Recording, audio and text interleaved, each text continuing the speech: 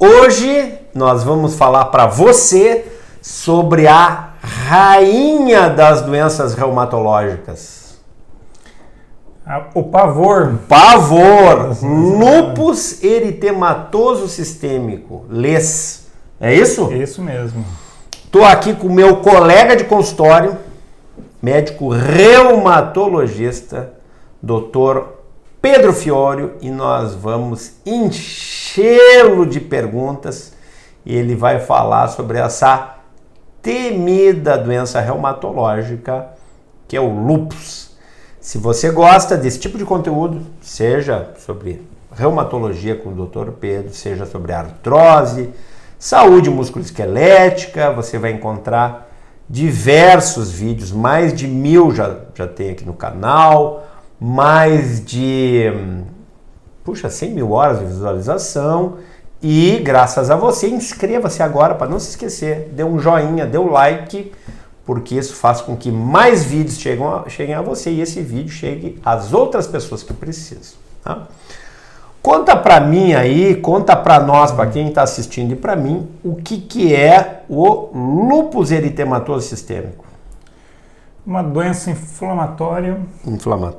Autoimune, né? Autoimune. Que é um desequilíbrio entre a produção de anticorpos, né? E corta. Vai indo. Vai indo que ela edita e corta. Se quiser retomando, remonta da onde. Pode retomar de onde tu quiser. Deixa eu pegar minha cola. Pega. Anticorpo. Esqueci a palavra. Sem problema. Desequilíbrio do sistema imunológico e a produção de anticorpo. Quer botar ali a colinha ali? Não. Não? Vontade. Eu pensei que tinha mais alguma coisa. Vai lá. Pergunta de novo. Afinal de contas, Dr. Pedro Fiório, o que é o lúpus eritematoso sistêmico? É uma doença autoimune, né? Inflamatória, crônica, né, que apresenta um desequilíbrio no sistema imune e a produção de autoanticorpos, né? Olha, tem um monte de informação aí. É um tipo de reumatismo? É um tipo de reumatismo. É um tipo de reumatismo. Então você se ligue, porque é um reumatismo com muita expressão sistêmica. Espera aí, o que quer dizer isso? Que vai dar vários sintomas no corpo, em várias partes do organismo, em vários sistemas. Não é só na junta, entendeu? Porque muitos têm artrite, é quando eu encontro esses pacientes. Mas antes de eu encontrar esse paciente, que já está lá tratando há muito tempo, já sabe que tem lúpus, que evoluiu para uma artrose de quadril, de joelho, nas mãos, vai procurar o Dr. Pedro. E com vários sintomas, às vezes sintomas nas juntas, nas articulações, e às vezes outros sintomas, é isso? É isso. Como você falou, várias manifestações, e essas manifestações ainda são pleomórficas, né? Por exemplo, na pele pode ter várias manifestações diferentes. De tudo que é jeito, isso. Entendeu? Pleomórfico quer dizer de tudo que é jeito. Tudo que é maneira. Uma doença mimetizadora, ela pode ter várias manifestações, confundir a gente com outras doenças. Mimetizador também. Parece até meme, mas não é que é meme, é que ela vai ficar imitando as outras doenças, né? De onde é que vem o negócio do lúpus, né? Que parece que tinha uma lesão de pele aqui no malar, como é que é isso aí? Isso, né? Do lúpus, né? Do lado do grego, o significado, né? Que vem de lobo. Lobo.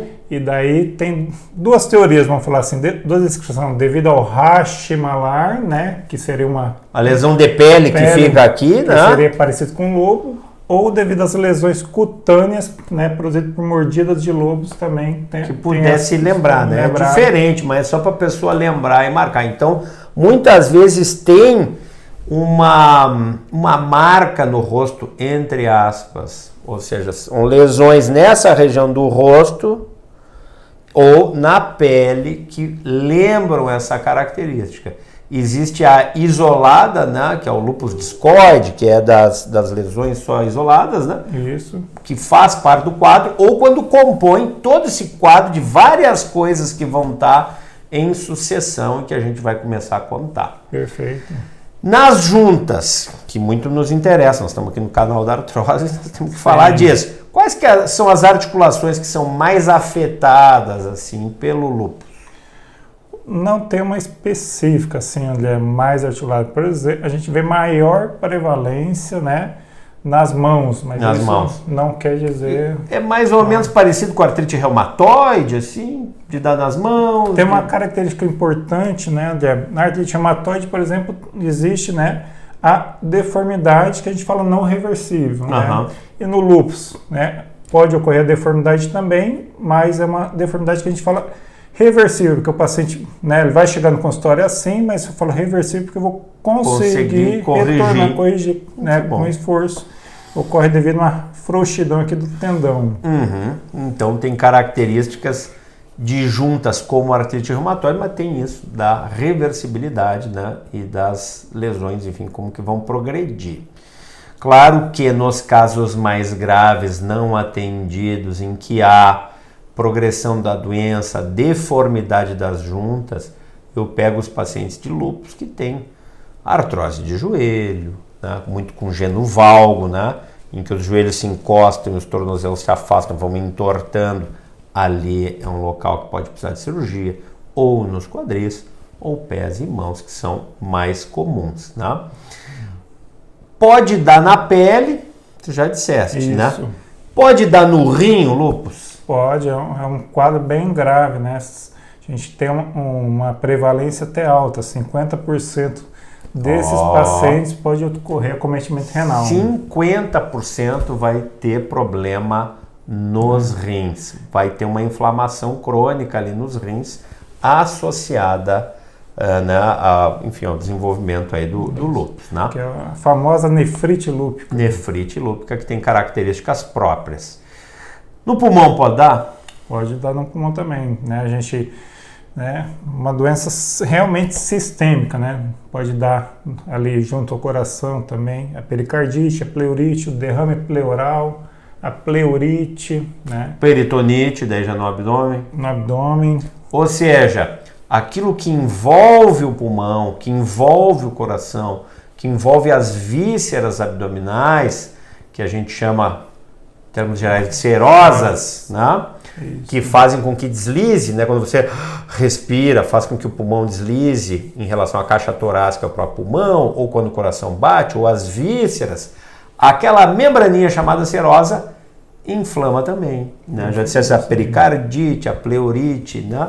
A própria, enfim, no abdômen também dá, peritonite. Pode também causar derrames, causar inflamação, como disse ali, de válvulas e tudo mais, e isso tem que ter muita atenção, e como falou o Dr. Pedro, em todo o organismo, né? Perfeito. Na parte neurológica, tem alguma... Sim, tem descrito mais de 19 características, tanto que a gente fala neuropsiquiátrica, que vai desde uma meningite asséptica... Meningite, olha só. A transtorno de humor, cefaleia... Dor de cabeça, pode dar psicose. Que a pessoa tem alucinações, tem outras coisas que são características dessa síndrome psiquiátrica, né?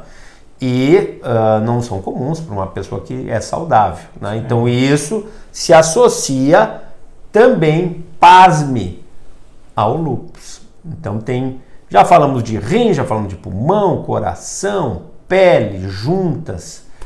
Olho. O que pode dar no olho? Pode dar uveíte. Pode dar uveíte. Pode dar trombose central. Trombose. Uma doença desmielizante. Doença dos nervos lá, que ele falou, uma neuropatia que tira a capa do nervo, que é a mielina. E doenças hematológicas estão associadas, anemia crônica. Muito paciente tem anemia, leucopenia, linfopenia e plaquetopenia. Olha ali, ó, esses conjuntos de células vão diminuindo, né? Pode dar trombose também? O lúpus tem muita associação com a síndrome SAF, né? Síndrome anticorpo antifosfolipídio, né? Que é uma síndrome que está muito descrito com trombose e abortos recorrentes. Então a gente sempre investiga paciente que tem lúpus, a gente sempre investiga SAF. Então tem mais isso. Síndrome antifosfolipídica, que às vezes é motivo de aborto de repetição em mulheres jovens. Dá mais em mulher ou dá mais em homem? Muito mais em mulheres, 10-1. 10-1. Porém, qualquer idade, tem tanto em jovem como idoso, né? Em todas as etnias pode ocorrer, mas a gente tem uma prevalência maior em afrodescendente. Olha aí. E me conte mais uma coisa, como é que diagnostica isso? Você já entendeu, né? Tem que ter a parte clínica, a pessoa tem que ter sinais e sintomas, e uma história que feche com isso, né? E exames de sangue, tem algum exame que possa dizer? Tem, a gente, né? Quais são? Com base no diagnóstico, né? São 11 critérios clínicos. 11. Né? E mais imunológicos, mais 6 imunológicos. E daí a gente tem que ter 4 critérios, sendo pelo menos um clínico e um imunológico para fechar ali o diagnóstico de lúpus. Olha aí, ó, tem toda uma tabela que tem que preencher para chegar nesse diagnóstico. Isso. E lembrando, né, André, que muitos pacientes chegam no consultório falando do FAN, né? Ó o FAN. Tem o FAN positivo e tem o lúpus. O que é o FAN?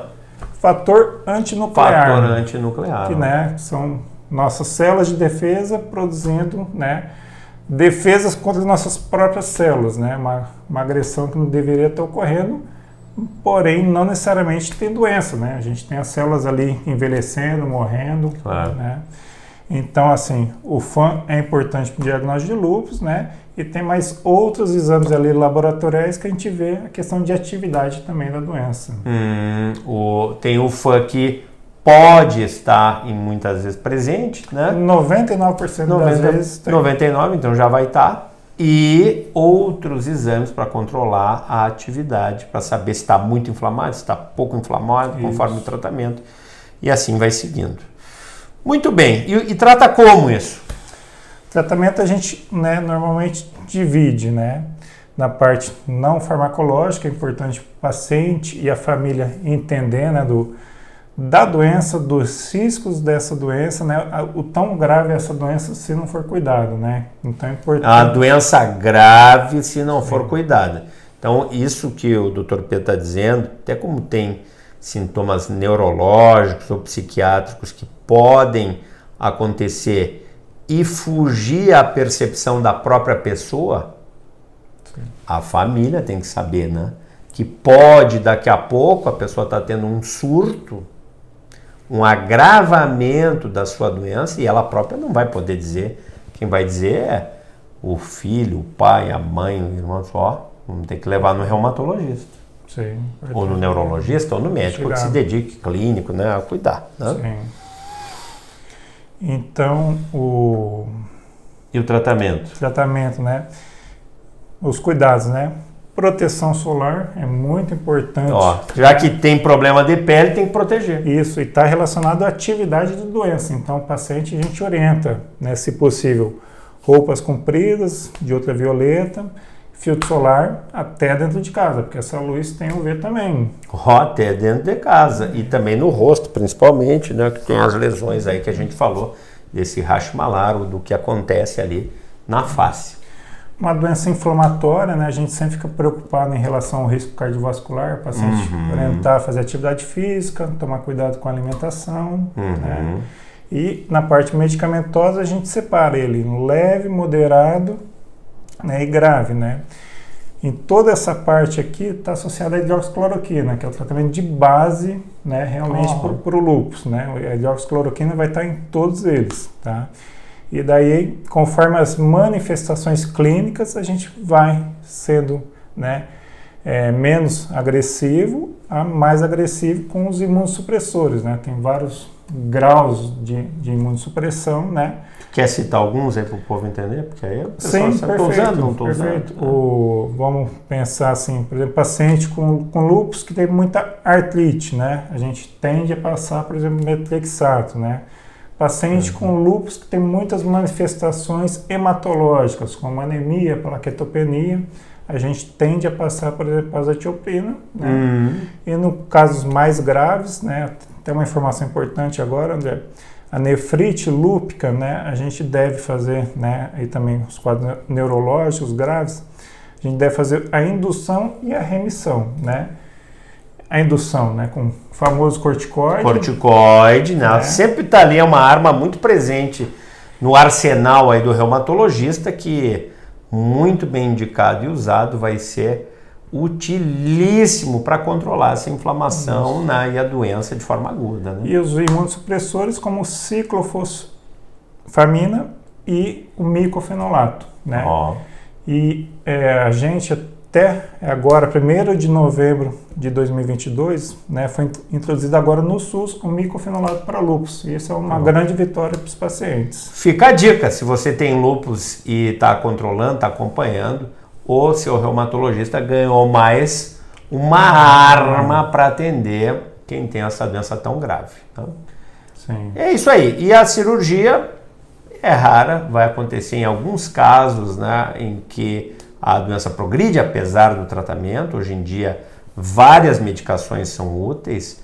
Não deixe de tratar ou acompanhar o seu lúpus, para quem tem. Se você se identificou com isso que foi dito, procure o seu médico clínico, reumatologista, né, médico de confiança, o ortopedista, vá lá para fazer o diagnóstico, mas quem acompanha no dia a dia é o reumatologista, né? O ortopedista acaba vendo as complicações disso, que às vezes são cirúrgicas, já falei, prótese de joelho, prótese de quadril, artrodese no pé, né, outras cirurgias na mão, quando é o caso. E eu quero só lembrar que, como o tratamento precisa ser muito intensivo e às vezes tem muito corticoide, cuidar com a qualidade do osso, osteopenia, osteoporose, riscos de fratura, tudo isso tem que estar muito presente na cabeça de quem tem a doença e de quem trata a doença, para que não evolua para fraturas e aí com as suas complicações, né, principalmente fratura de quadril, mas as outras também,